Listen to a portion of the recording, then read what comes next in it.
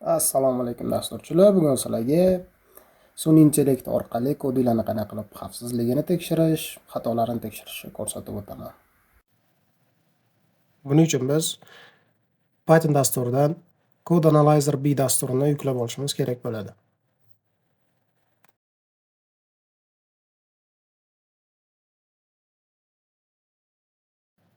Dasturimiz DeepSeek orqali ishlagani uchun biz Code Analyzer Setup orqali DeepSeek API keyini kirgizib olamiz.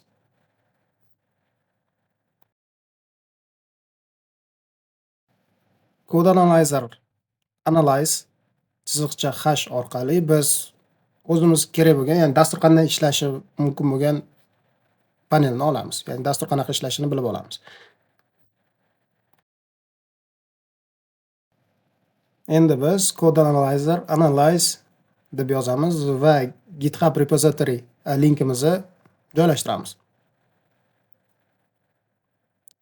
Repository joylashgandan linkini qo'yganimizdan keyin biz unga qo'shimcha optionlarni qo'shib o'tamiz. Ya'ni chiqazuvchi ma'lumot report.html qilamiz.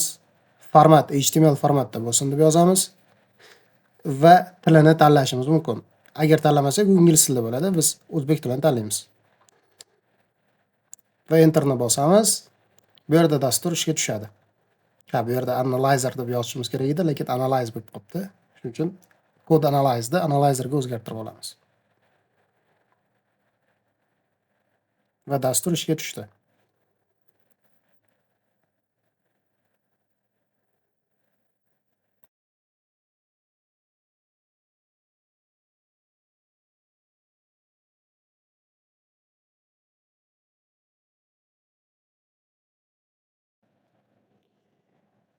Dastur report.html bo'lib saqlanib bo'ladi va biz uni ochib ko'rishimiz mumkin. Mana to'liq dastur haqida ma'lumotlar, xavfsizligi va tavsiyalar ham berib boriladi. E'tiborli uchun rahmat kattakon. Sog' bo'linglar, kuzatish uchun like bosinglar, obuna bo'lib qo'yinglar.